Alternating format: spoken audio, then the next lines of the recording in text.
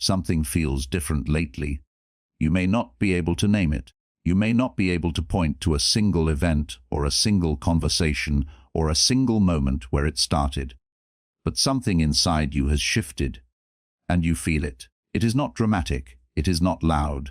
There has been no crisis, no sudden revelation, no life-altering event that forced everything into focus. It is quieter than that, subtler, almost invisible, but it is there.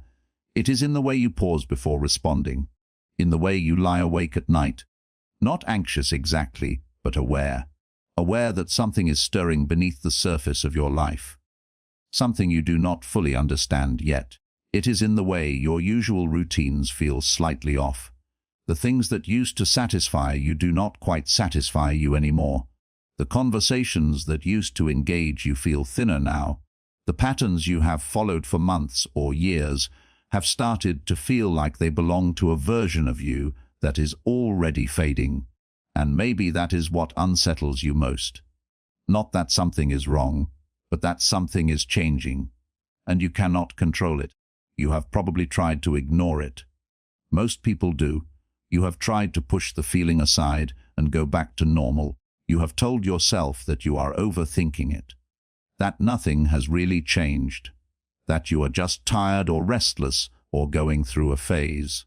But it does not go away. It stays. It sits quietly in the background of your days like a low hum that only you can hear. And that hum, that quiet, persistent feeling that something in your life is about to shift, that is not a problem. It is not something to fix. It is not something to fear. It is a signal. It is the earliest indicator that your life is preparing to move in a new direction. Not because the universe is orchestrating it, not because of fate or luck or magic, but because you are changing, internally, gradually, in ways that have not yet shown up on the surface, but are already reshaping how you think, how you feel, and how you see the world around you. This audiobook is about those signals, those subtle, often misunderstood signs that something bigger is happening inside you than you realize. They are not the kind of signs that announce themselves. They do not arrive with fanfare.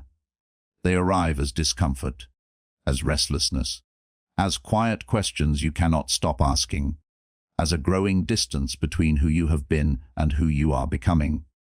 And most people miss them entirely, not because the signs are hidden, but because they are uncomfortable. And when something is uncomfortable, the natural impulse is to look away, to numb it, to distract yourself from it. But you are here. You are listening. And that tells me something important about where you are right now. You are paying attention, and paying attention is where all real change begins. Over the course of this audiobook, you will hear about 7 signs, 7 internal shifts that tend to appear before a major life change. They are not predictions. They are not promises. They are patterns. Patterns that show up in the lives of people who are in the process of becoming someone different from who they used to be. You may recognize all 7. You may recognize only a few. Either way, what matters is not how many you identify with, but how willing you are to sit with them, to explore them without rushing to conclusions, to let them tell you what they are trying to tell you. Because change rarely announces itself loudly. It begins in the quietest parts of you, and by the time you notice it, it has already started. Let this audiobook meet you where you are, not where you think you should be, not where others expect you to be, where you actually are, right now, in this moment. That is enough. And from here, everything begins to unfold. Before you can understand the signs, you need to understand something about change itself. Something that most people get wrong. Most people believe that change is supposed to feel good. That when you are heading in the right direction, everything should feel light and easy and exciting. That clarity should arrive fully formed. That the path forward should be obvious. But that is not how real change works. Not the kind that matters. Not the kind that reshapes your life from the inside out. Real change, the kind that transforms who you are and how you live, almost always begins with discomfort. It begins with a feeling of friction, a sense that something is not right, even if everything appears fine on the surface. And that discomfort is not a warning that you are going the wrong way. It is evidence that you are growing beyond the life you have been living. Think about what happens physically when your body grows. There is stretching. There is tension.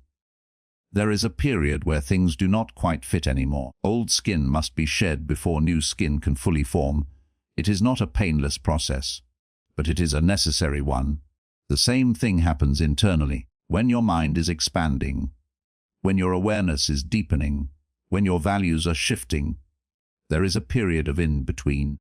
A period where the old version of you is losing its grip, but the new version has not fully arrived. And that period, that space between who you were and who you are becoming, is uncomfortable. It is supposed to be.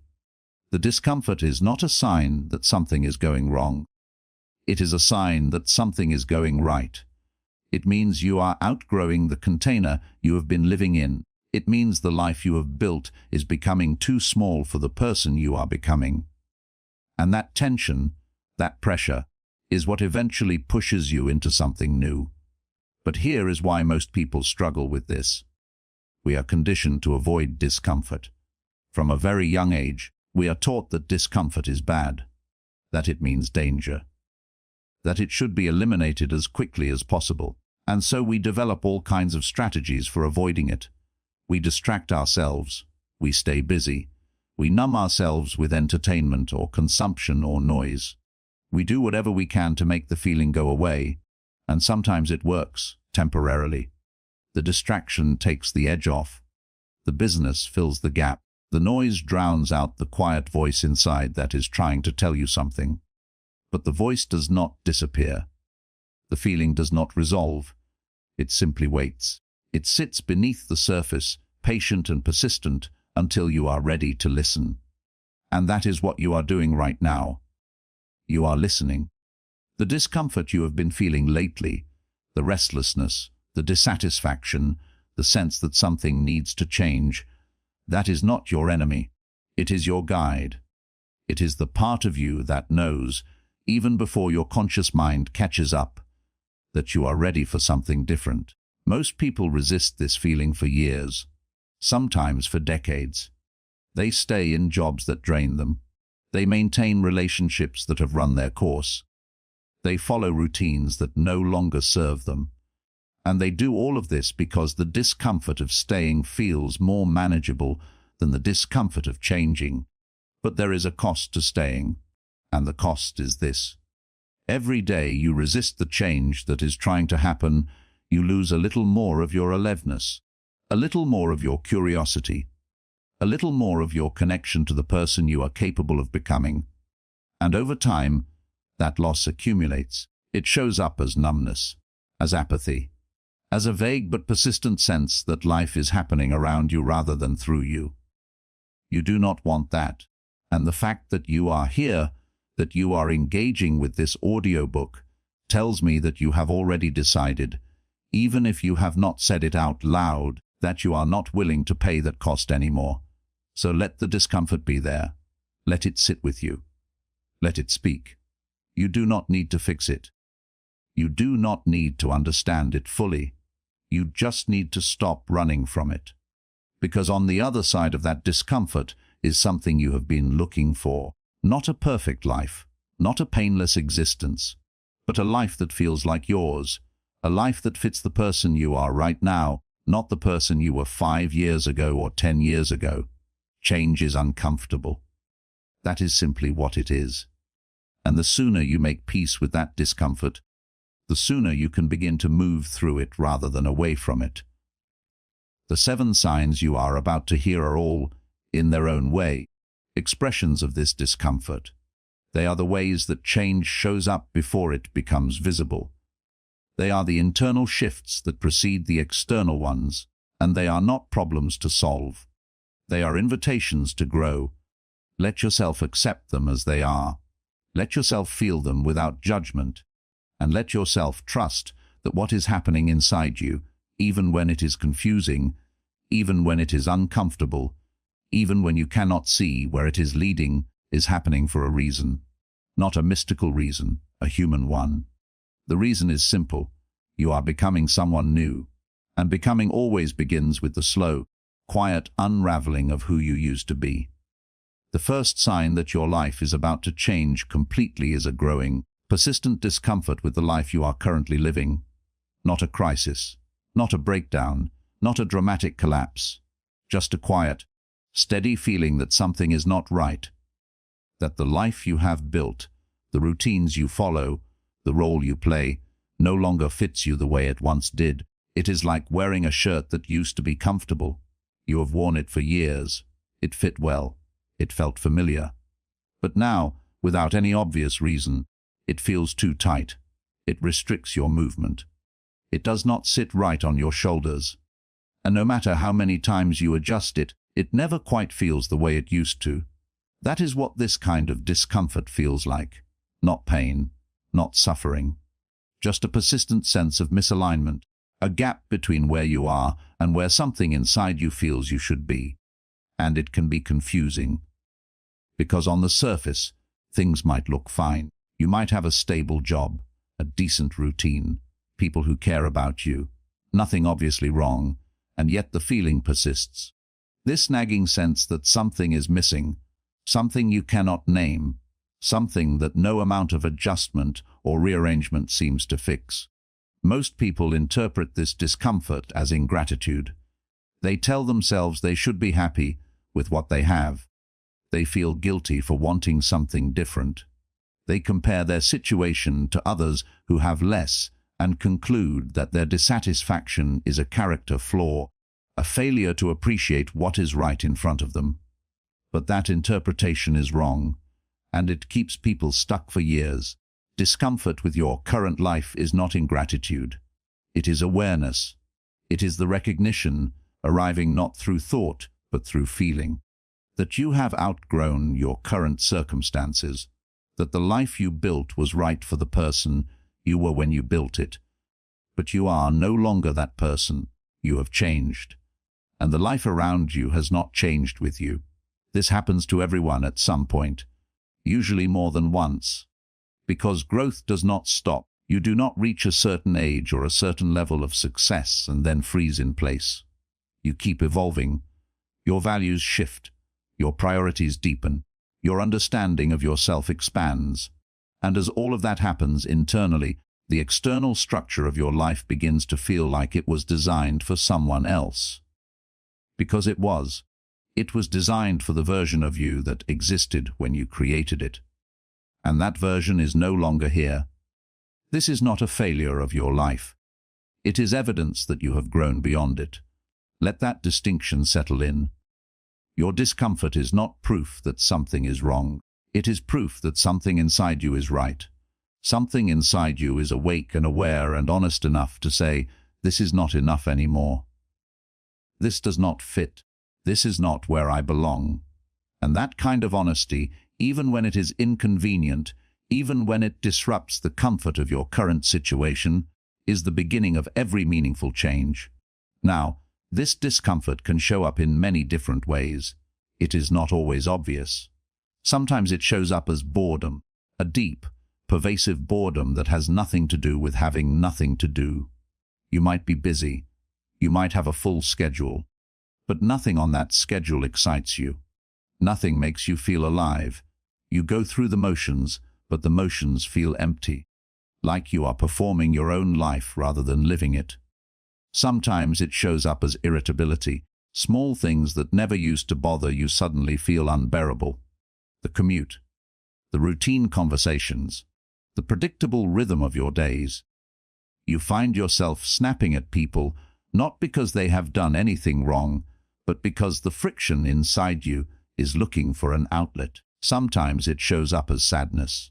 Not the sharp sadness of loss, but a softer, more diffuse sadness. A sense of mourning for something you cannot identify. A feeling of grief that has no clear object. You are sad, but you do not know what you are sad about. And that ambiguity makes it harder to address. Sometimes it shows up as physical tension. Your body holds what your mind refuses to acknowledge. You carry stress in your shoulders, in your jaw, in your chest. You feel heavy without understanding why. You are tired in a way that sleep does not fix. And sometimes it shows up as a quiet voice, a small, internal whisper that says, "This is not it, not yet, there is something more."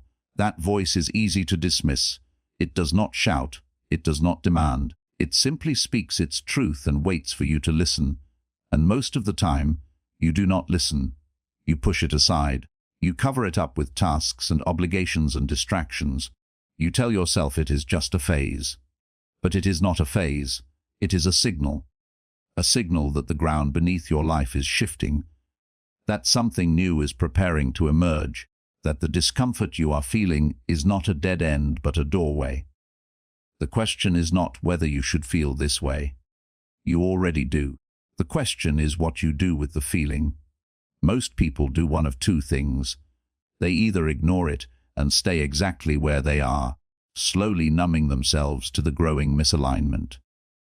Or they panic and try to change everything at once, making rash decisions out of desperation rather than clarity.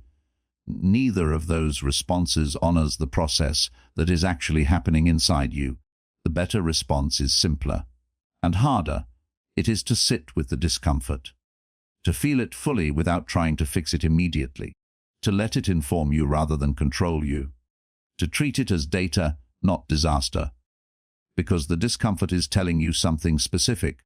It is telling you that the life you are living was built by a previous version of you, and that version has served its purpose. It got you here. It kept you safe. It gave you stability. But it has also reached its limit, and now something inside you is ready for what comes next. You do not need to know what comes next. Not yet. You just need to acknowledge that this chapter is ending, not with a crash, not with a crisis, with a quiet, honest recognition that you are ready for more. That recognition is the first sign, and it matters more than you realize, because every great change in a person's life begins not with a plan, not with a strategy, not with a dramatic gesture, but with a feeling. A feeling that says, "I cannot stay here anymore," not because this place is bad, but because I have grown beyond it. If you are feeling that right now, you are not broken. You are not ungrateful. You are not lost. You are waking up. And waking up is always uncomfortable. But it is also the most honest thing you can do. The second sign is subtler than the first, but it runs just as deep. It is the growing sense that the habits, routines, and environments that once defined your life no longer feel like home. There was a time when these things fit perfectly. The places you spent your time, the people you surrounded yourself with, the way you spent your evenings and weekends, the routines you followed without thinking. They were comfortable, they were familiar, they were yours. But now something has changed, and the change did not happen overnight. It crept in slowly, so slowly that you might not have noticed it at first. But looking back, you can see it clearly. The way you started pulling away from things that once felt essential. The way certain habits lost their appeal, the way certain environments began to feel stale or heavy or wrong. You used to enjoy certain activities. Now they bore you. You used to find comfort in certain routines. Now they feel like cages. You used to feel at ease in certain environments. Now you feel restless in them, like you are visiting a place you once lived but no longer belong. This is what outgrowing looks like. And it is one of the most disorienting experiences a person can go through. Because the things you are outgrowing are not inherently bad. They are not toxic or harmful or destructive. They are simply no longer aligned with who you are becoming. And that is what makes it so confusing. If these things were clearly wrong, the decision to leave them behind would be easy. You would simply walk away. But they are not wrong. They are just old. They belong to a version of you that no longer exists. And holding on to them, simply because they are familiar, prevents you from stepping into what is next. Think about the habits you have carried for years. The way you spend your mornings, the way you unwind after work, the things you reach for when you are stressed or bored or lonely. Some of these habits served you well at one point. They helped you cope. They helped you survive difficult periods. They gave you a sense of structure when everything else felt chaotic. But survival habits and growth habits are not the same thing. What helped you get through a hard season may not be what helps you build a meaningful future. And at some point, if you are growing, you begin to feel the difference. You begin to notice that the habits you cling to are no longer building you up. They are keeping you in place. This does not mean you should feel shame about those habits. There is no shame in outgrowing something. A child does not feel shame when they outgrow their shoes. They simply need new ones. The old shoes did their job. They served their purpose, but they cannot carry you forward. Your old habits are the same. They carried you, they served you. And now they are done. Not because they failed, because you succeeded. You grew beyond them. And that is something to honor, not regret. The same applies to environments. The physical spaces where you spend your time, the social circles you belong to, the communities you are part of. These environments shape you more than you realize. They influence your thinking, your behavior, your expectations, your sense of what is possible. And when you begin to change internally, you often notice that the environments around you feel increasingly uncomfortable. Not hostile, not dangerous, just wrong, like a song playing in the wrong key. You can hear it, but something about it grates against you. It does not match what you are feeling inside. You may start noticing that conversations in your social circle feel shallow. Not because the people are shallow, but because your depth has changed. You are thinking about different things now. You are asking different questions. You are interested in different ideas.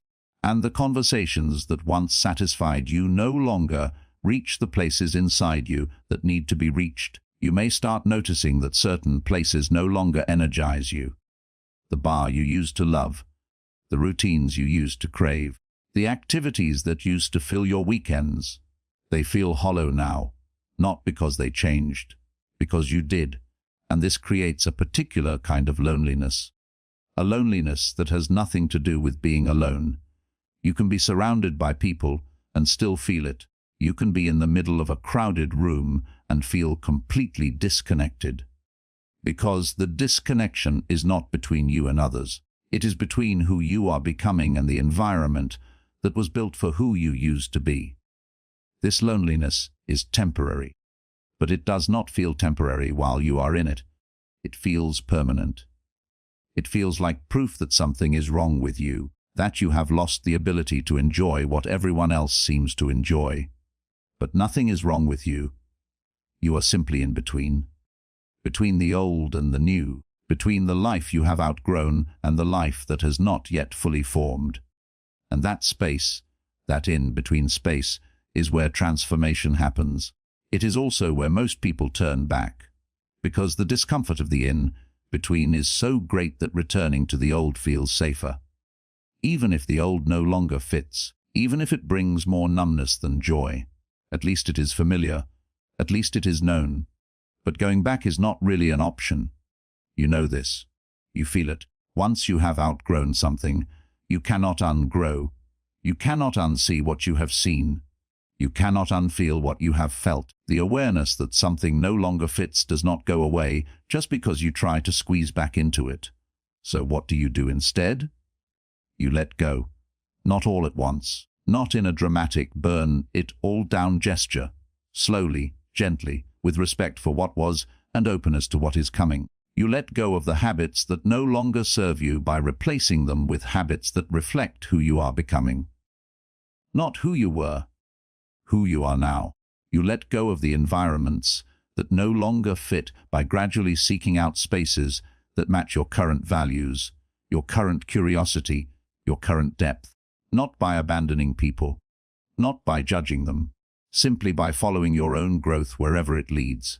And you let go of the guilt of outgrowing things, the guilt of wanting more, the guilt of changing, because there is nothing guilty about becoming more of who you are. There is nothing wrong with needing different things today than you needed 5 years ago. That is what growth looks like. Not a straight line, not a clean break, a gradual, sometimes messy, often uncomfortable process of letting go and reaching forward. If you are in the middle of that process right now, you are not losing yourself. You are finding yourself, the real version, the version that was waiting beneath all the old patterns and familiar routines. And that version deserves space to emerge. Give it that space. The third sign is one that tends to arrive in the quiet hours, late at night, early in the morning, during the moments when the noise of the day fades and you are left alone with your own thoughts. It is the feeling of questioning your direction, not in a panicked way, not in a way that suggests everything is falling apart, but in a deep, reflective way. A way that says, is this really where I want to go? Is this really what I want to build? Is this path, the one I have been walking for months or years, actually taking me somewhere I want to be? These questions can feel destabilizing, especially if you have spent a long time building your current direction. If you have invested years in a career, if you have planned your life around certain goals, if you have told people what you want and built an identity around that wanting, to suddenly question all of it can feel like standing at the edge of a cliff and looking down. But questioning your direction is not the same as losing it, and this is a distinction that most people fail to make. When you question your direction, you are not admitting failure. You are exercising awareness.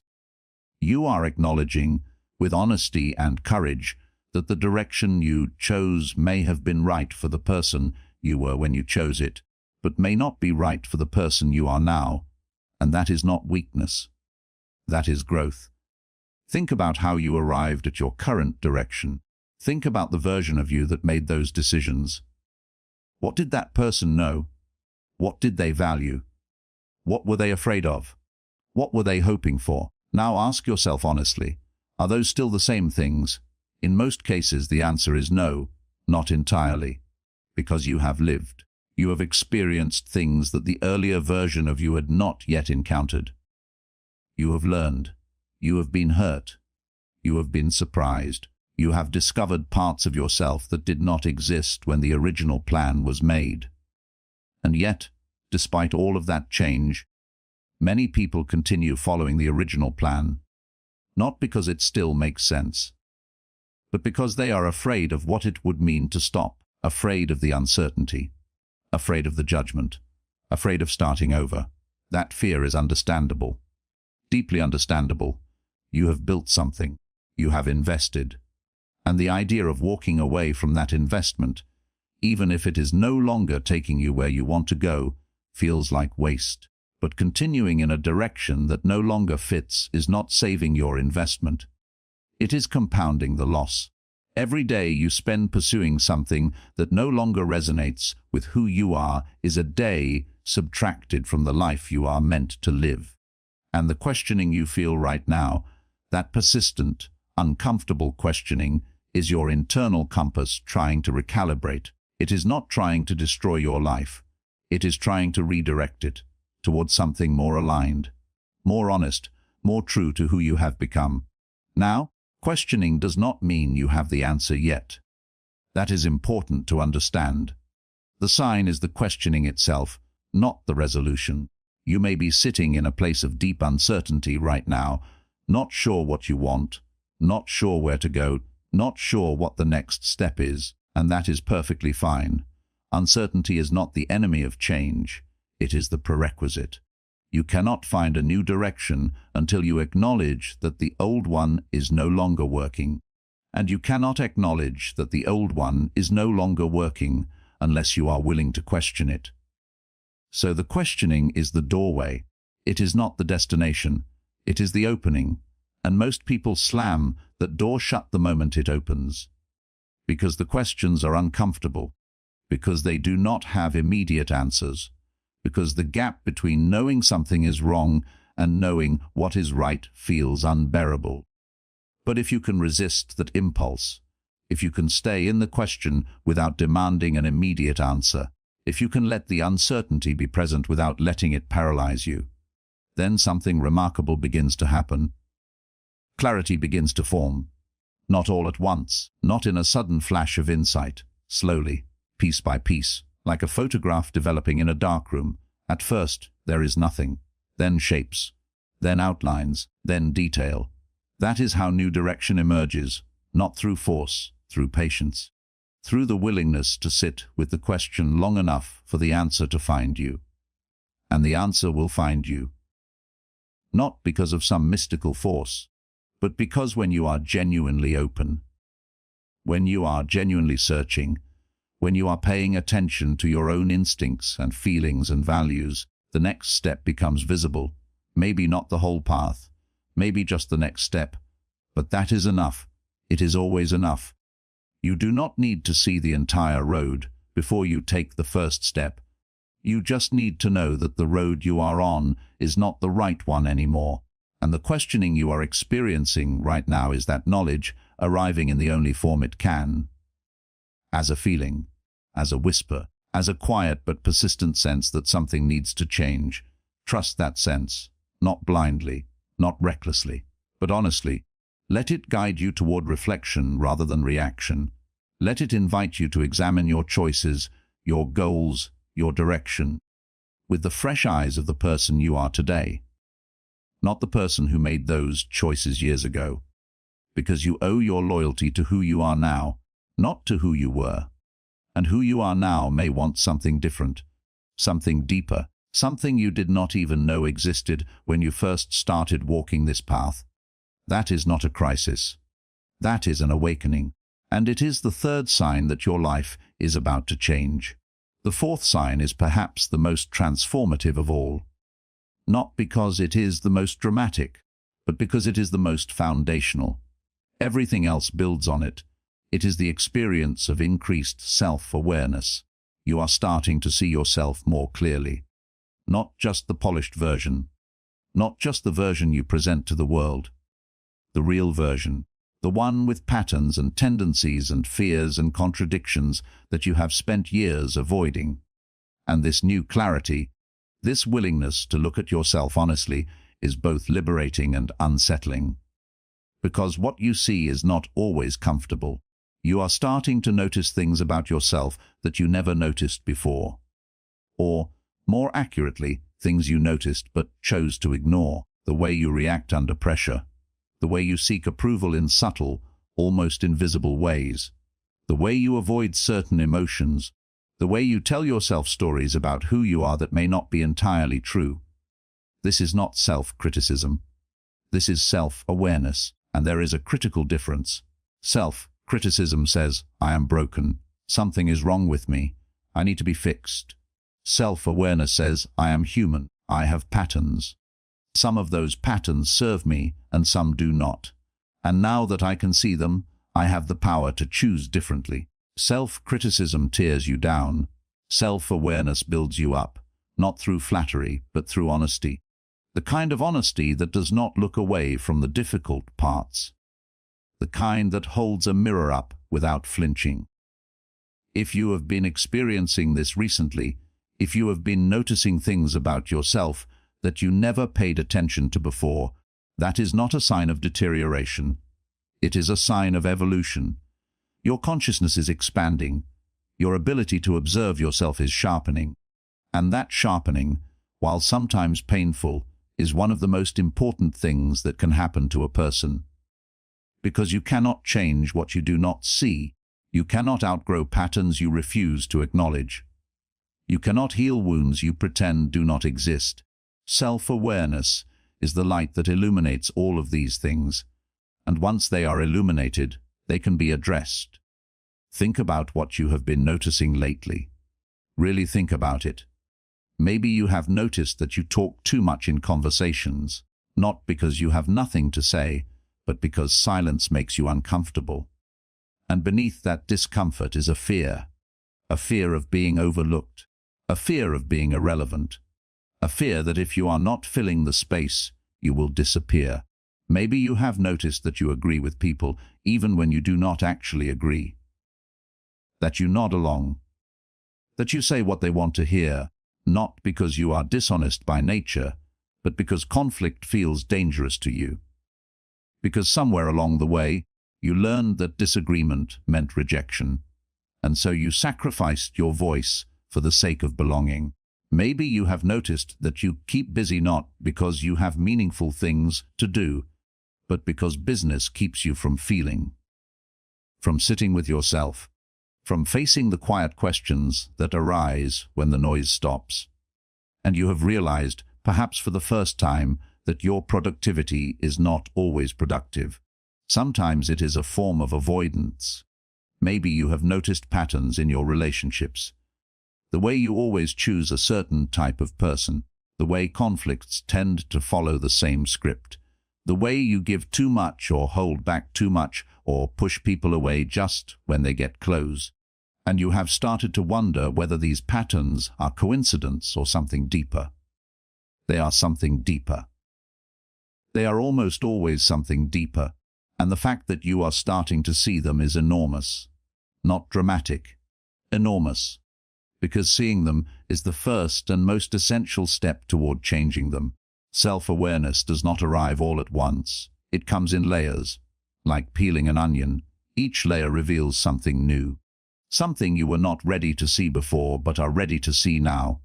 And each layer, while it may bring tears, also brings understanding. And understanding is freedom. When you understand why you do the things you do, you are no longer a prisoner of your patterns. You are an observer. You can watch yourself react, and instead of being carried away by the reaction, you can pause. You can choose. You can respond differently. That pause, that small space between stimulus and response, is where transformation lives. It is the birthplace of change, and it only exists in the presence of awareness. This is why increased self-awareness is such a powerful sign. It means you are developing the capacity to change from the inside, not by forcing yourself to behave differently, not by white-knuckling your way through new habits, but by understanding yourself so deeply that new behavior emerges naturally, organically, as a consequence of seeing clearly rather than as an act of willpower.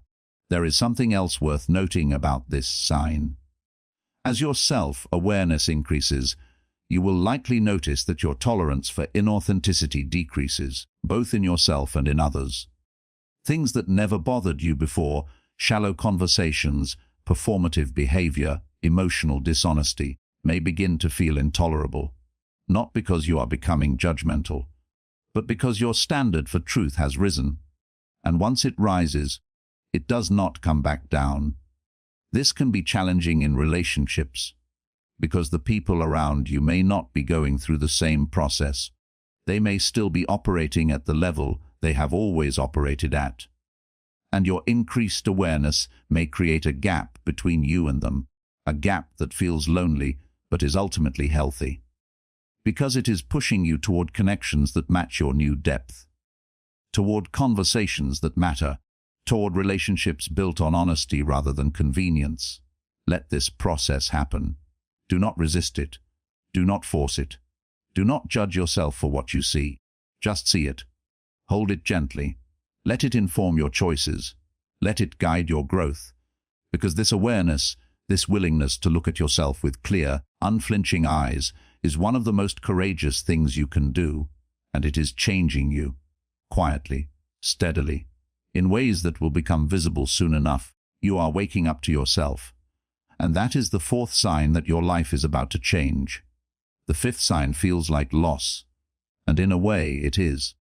But it is not the kind of loss that should frighten you. It is the kind that should reassure you. You are losing interest in things that once mattered to you, things that used to excite you, things that used to drive you, things that used to fill your days with purpose and meaning. And now, without any obvious explanation, they feel flat, empty, drained of the energy they once carried. This can be deeply disorienting, because when something that once mattered stops mattering, it raises an uncomfortable question. If this no longer means something to me, then what does? And when you do not have an immediate answer to that question, it can feel like you are floating, untethered, adrift in a life that suddenly has no center of gravity. But you are not adrift. You are in transition, and transition, by its very nature, involves a period where the old priorities have faded and the new ones have not yet fully formed. Think about what has shifted for you recently. Think about the things you used to care about that no longer hold the same weight. Maybe it is a career goal, something you worked toward for years, something that once defined your ambition. You used to wake up thinking about it. You used to measure your success by how close you were to achieving it. But now, when you think about it, you feel nothing. Or worse, you feel a quiet resistance, as if the goal itself has become something you are carrying rather than something you are pursuing. Maybe it is a social life, a way of spending time that used to energize you. Going out, being seen, being part of a scene, you used to thrive on it. The energy of groups, the excitement of being somewhere. But lately, it all feels performative, tiring, like a costume you no longer want to wear. Maybe it is a relationship, not necessarily a romantic one. It could be a friendship or a family dynamic or a professional connection. Something that once felt central to your life now feels peripheral. Not because you stopped caring about the person, but because the dynamic itself no longer feeds you. It no longer challenges you. It no longer helps you grow. Maybe it is a belief, a way of seeing the world that used to give you comfort. A political position, a religious framework, a philosophical outlook, something you held tightly for years because it made sense of the chaos. But now the framework feels too small, too rigid, too narrow for the complexity of what you are experiencing. Whatever it is, the pattern is the same.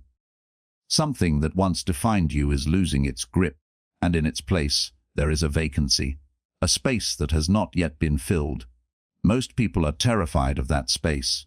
They rush to fill it. They grab the nearest available substitute. They throw themselves into something new before they have fully released the old.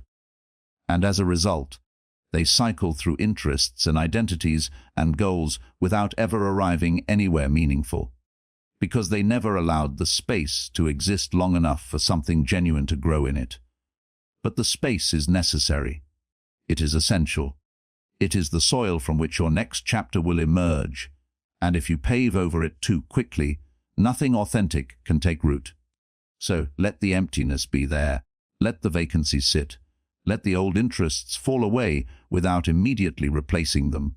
This does not mean you stop living. It does not mean you withdraw from everything.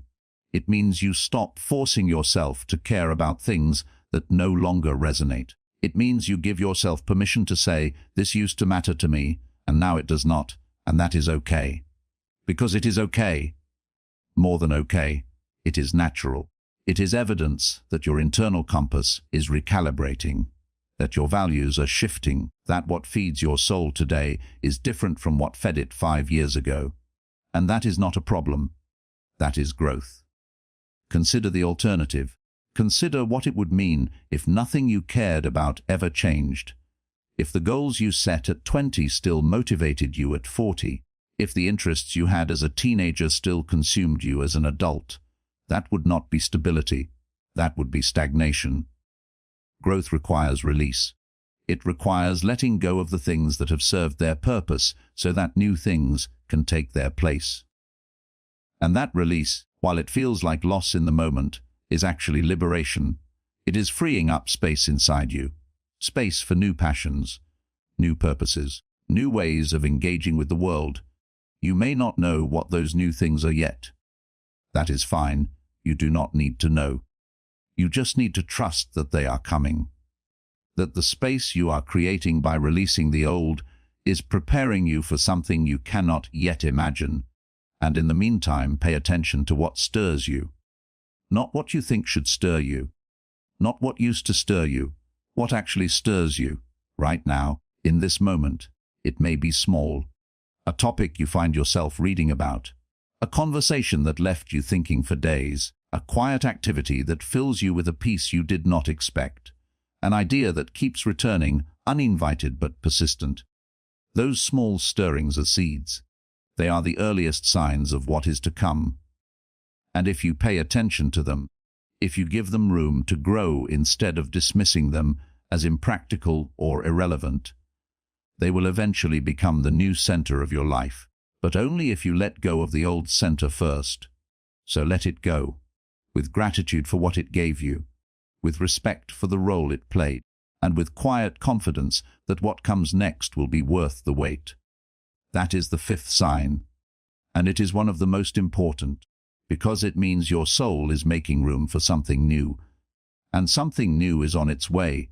The sixth sign is one of the most complex. It is not a single feeling. It is two feelings existing at the same time, and the tension between them is what makes this stage so unique and so important. You are uncertain, and you are curious. You do not know where your life is heading. You do not know what the next chapter looks like. You do not know what decisions to make or what path to follow or who you are becoming. That uncertainty is real. It is present. It colors your days with a kind of low-grade anxiety that never fully goes away. But alongside that uncertainty, there is something else, something quieter, something almost unexpected: curiosity. A part of you, despite the fear, is curious about what comes next. A part of you is leaning forward instead of pulling back. A part of you is whispering, "I do not know what is happening, but I want to find out." That combination, uncertainty and curiosity existing side by side, is one of the clearest signs that you are on the threshold of significant change. Because uncertainty alone leads to paralysis. If all you feel is fear, if all you experience is the dread of not knowing, you freeze. You cling to the familiar. You refuse to move. You stay exactly where you are because the known, even when it is unsatisfying, feels safer than the unknown. But when curiosity enters the picture, something shifts. The unknown stops being purely threatening and starts being partly inviting. The future stops being something to dread and starts being something to explore, not with reckless abandon, not with naive optimism, but with a careful, measured openness that says, "I am not sure what is out there, but I am willing to look." That willingness is everything. It is the difference between staying stuck and stepping forward, between a life that contracts and a life that expands, between being controlled by fear and being guided by wonder. And wonder, real wonder, is one of the most powerful forces in human experience. It is what drives exploration, discovery, growth. It is the impulse that says, there must be more. And that impulse, when you follow it, leads to places you could never have planned. Think about the curiosity you have been feeling lately. It may not be obvious. It may not be loud. But it is there if you look for it. Maybe you are curious about a different way of living, a simpler way, or a more creative way, or a way that prioritizes experiences over achievements. You have not acted on it, but the curiosity is there, tugging at you gently. Maybe you are curious about who you would be if you stopped performing, if you dropped the roles you play and simply existed as yourself. You have glimpsed that person in quiet moments, in rare flashes, and something about them intrigues you. Something about them feels more real than the version you show the world. Maybe you are curious about what would happen if you made a different choice, if you took the other path, if you said yes to the thing that scares you. You have not done it, but you have thought about it. More than once, more than you are willing to admit. That curiosity is not random, it is directional. It is pointing you somewhere. And even though you do not know exactly where, the fact that it exists at all is meaningful. Because curiosity does not arise in people who are content with staying the same. Curiosity arises in people who are ready, even if they do not feel ready, for something new. Now, the uncertainty that accompanies this curiosity is not a contradiction. It is a companion. They belong together. Because real growth always involves both. The excitement of possibility and the fear of the unknown. The pull towards something new and the resistance of leaving something behind. These are not opposing forces fighting for control. They are two sides of the same experience, two halves of the same transition. And the mistake most people make is trying to eliminate the uncertainty before they allow themselves to be curious. They say, once I know what I am doing, then I will explore. Once I have a plan, then I will take action. Once I am sure, then I will move. But certainty does not come before action. It comes after, or sometimes during. You do not get clarity by thinking about things endlessly. You get clarity by engaging with life, by trying things, by making small moves in a direction that interests you and paying attention to what happens. By following the curiosity, even just a little, and seeing where it leads. This does not mean being reckless. It does not mean quitting your job tomorrow or ending a relationship on impulse or uprooting your entire life based on a feeling. It means taking small, thoughtful steps in the direction of your curiosity, reading that book, having that conversation, exploring that idea, visiting that place, starting that project, taking one small step and then another, and with each step, the uncertainty decreases. Not because it was resolved intellectually, but because it was replaced by experience, by real, lived, embodied experience. The kind of experience that no amount of thinking can substitute. So let the uncertainty be there. It is not going anywhere, not yet.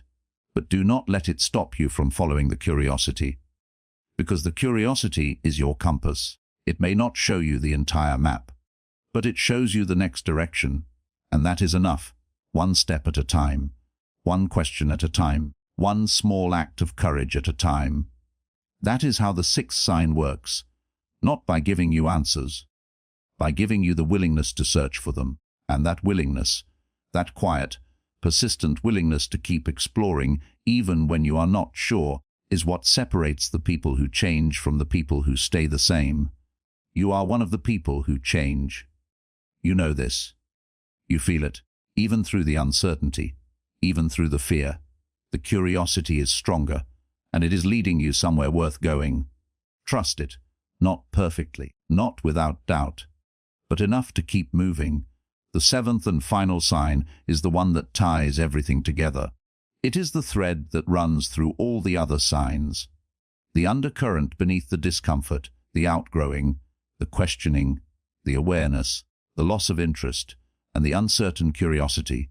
It is a quiet desire for something more.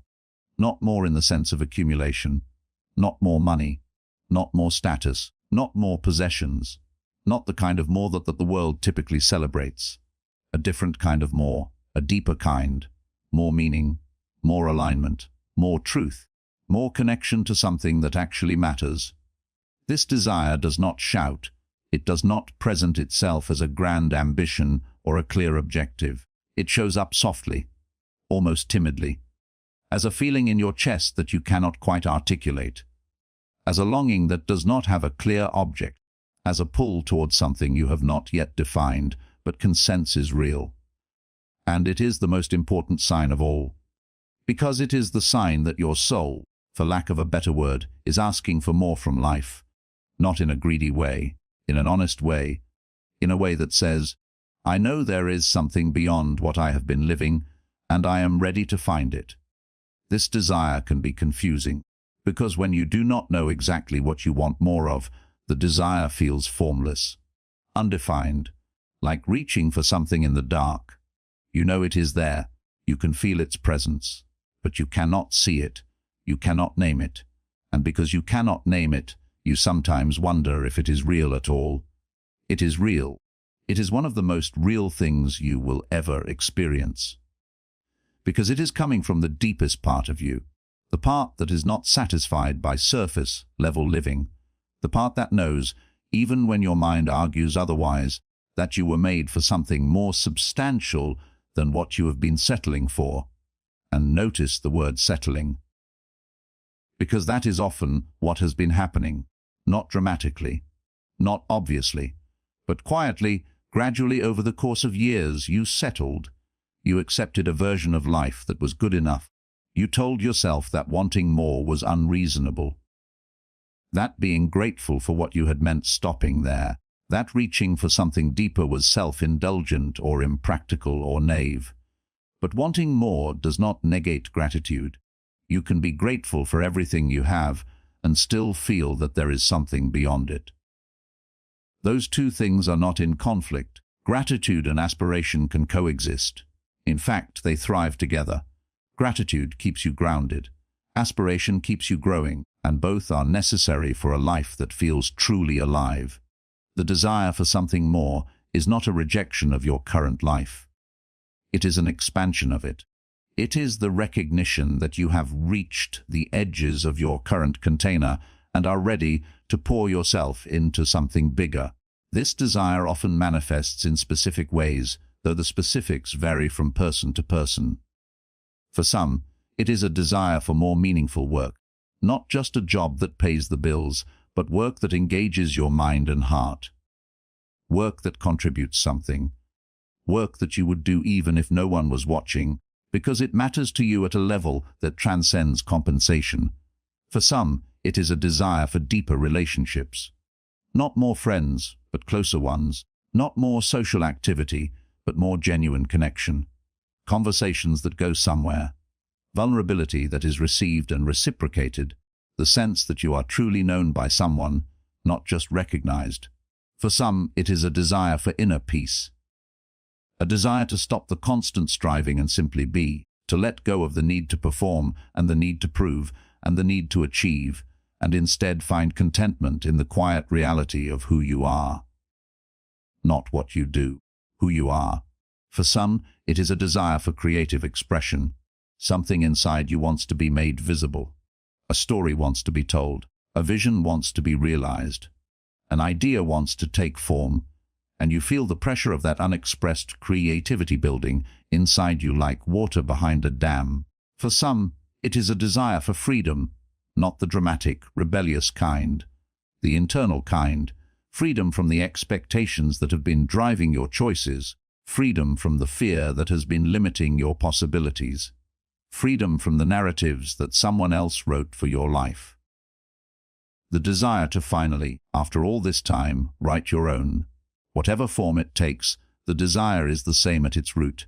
It is the desire to live more fully, more honestly, more deeply, more in alignment with who you truly are. And that desire, once it surfaces, does not go away. You can try to ignore it. You can try to talk yourself out of it. You can try to convince yourself that what you have is enough and that wanting more is selfish or foolish or unrealistic. But the desire persists. Because it is not coming from your ego. It is not coming from comparison or competition or dissatisfaction. It is coming from your core, from the part of you that has always known what you needed, even when you were not ready to listen. You are ready now. You may not feel ready. You may feel uncertain. You may feel inadequate. You may feel like you do not deserve more, or that you do not know how to get more, or that more is something that happens to other people but not to you. But readiness does not feel like confidence.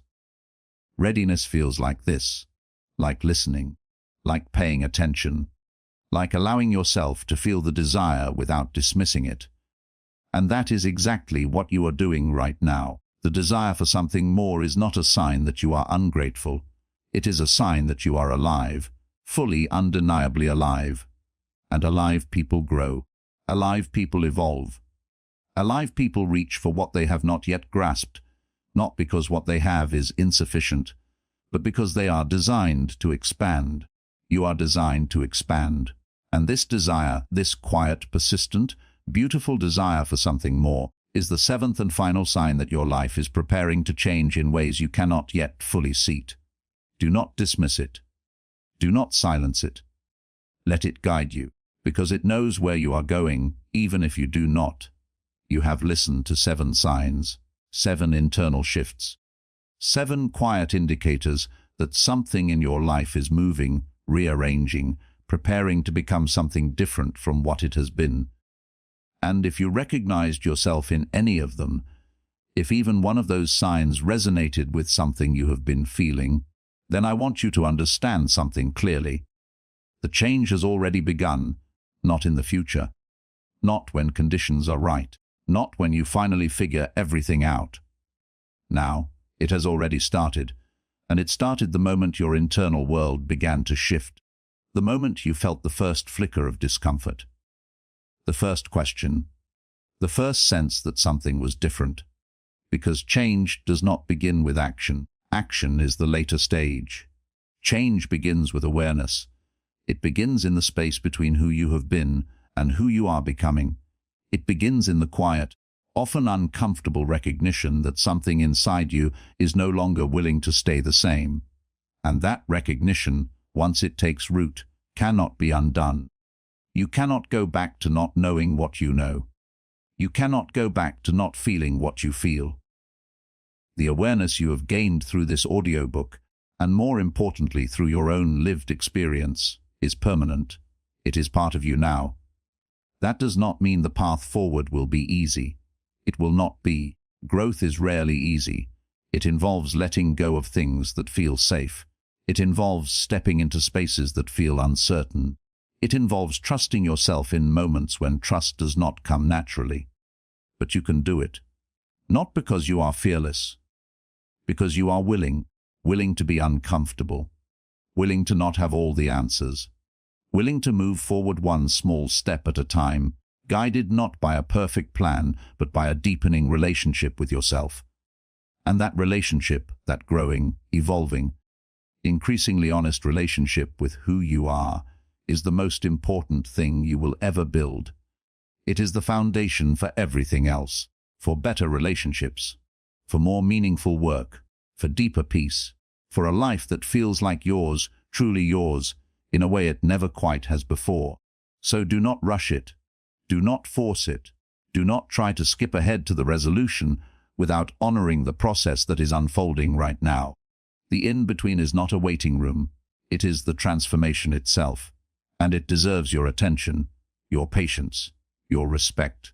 You are becoming someone, not someone entirely different.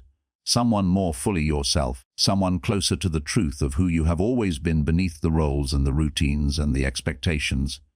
That person is emerging, slowly, quietly, and with every sign you have recognized tonight, they have come a little closer to the surface. Trust that. Trust yourself, not because you have it all figured out, but because you are paying attention. And attention, honest and sustained, is the only thing transformation requires.